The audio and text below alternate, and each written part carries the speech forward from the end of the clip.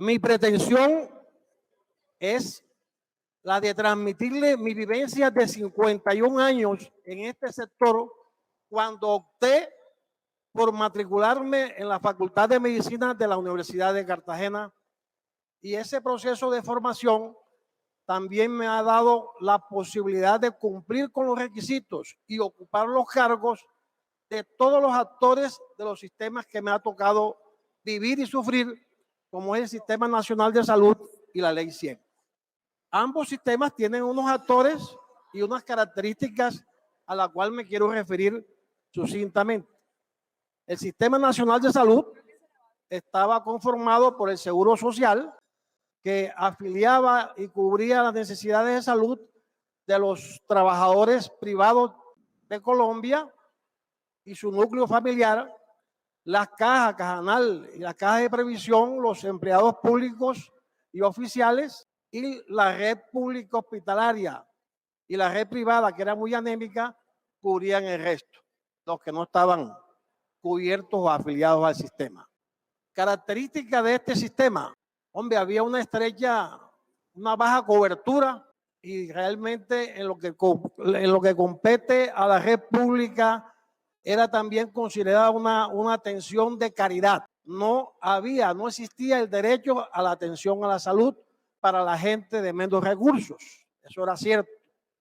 Aquí ha habido historias que han contado de que había gente no tenía cómo atender sus mínimas necesidades de salud, y ahí el equipo de salud le resolvíamos las cosas mínimas, y cuando eran mayores, pues le tocaba vender su casa o su parcela cuando tenían. Cuando no tenían, pues lógicamente su destino era más nefasto. Pero sí había una estrecha relación entre el equipo de salud y el médico con su paciente, que rayaba con la fe. Ya en el año 92-93, el legislador recoge todas estas falencias del sistema, procura subsanarlas y crea unos actores. Entre esos están las EPS, las aseguradoras, las IPS y las S, no son sino las clínicas y hospitales que le cambian de denominación, pero es lo mismo. El girador, en ese tiempo era el FOSIGA, hoy ADRES, y el vigilante, que es la Superintendencia de Salud. Ahí desde un principio le dieron el manejo del dinero a las aseguradoras de salud, y con eso le dieron una posición dominante en el sistema desde el primer día. Los otros actores, realmente el girador era un girador ciego, porque él le giraba con base en las auditorías de cuentas y auditorías médicas que las propias EPS hacían. Entonces giraba ciegamente a lo que la EPS le indicaba. Y el vigilante era un vigilante también ciego, sin lentes y sin dientes. Pero lo más perverso de este sistema fue de que la plata que se le giraba o que recibían las EPS, las aseguradoras, era para contratar a las IPS y a los hospitales para que estos les prestaran los servicios de salud. Muchos profesionales comenzamos a montar IPS con el ánimo de prestarle servicios a nuestros pacientes, a los pacientes del sistema. ¿Qué ocurrió aquí? Que Dolcey montó una IPS, la Dolcey IPS, pero la EPS le montó una competencia a Dolcey. La integración vertical consistió en de que la EPS, en vez de contratar a Dolcey, o también lo contrataba, pero entre comillas, porque hacía su propia IPS con los mismos servicios que prestaba Dolcey. Entonces, ¿a quién piensan ustedes que le enviaban los pacientes de esa EPS? A la EPS propia.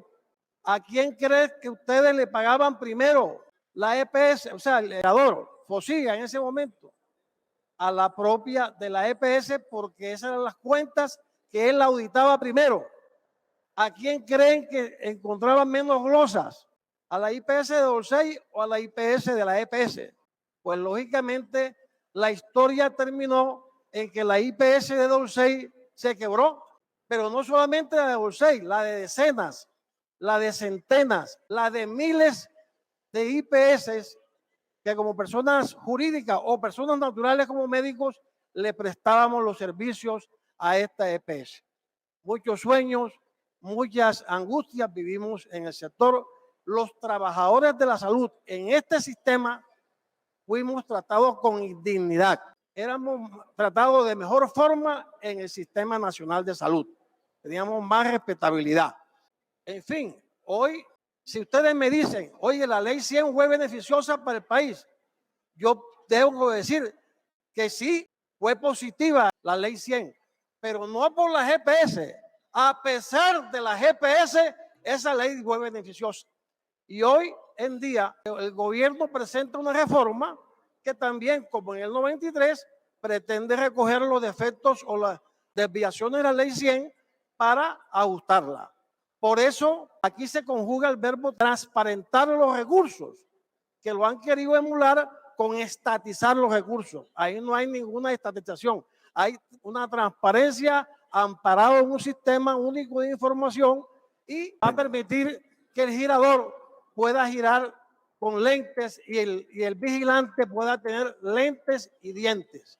Entonces, por eso yo le digo al doctor Velasco y al doctor Jaramillo, personas que conozco, que si el gobierno permite que se desnaturalice esta reforma, Dorsey Torres no votaría la reforma si se llega a desnaturalizar. Porque yo, más que seguidor de personas, soy seguidor de causas.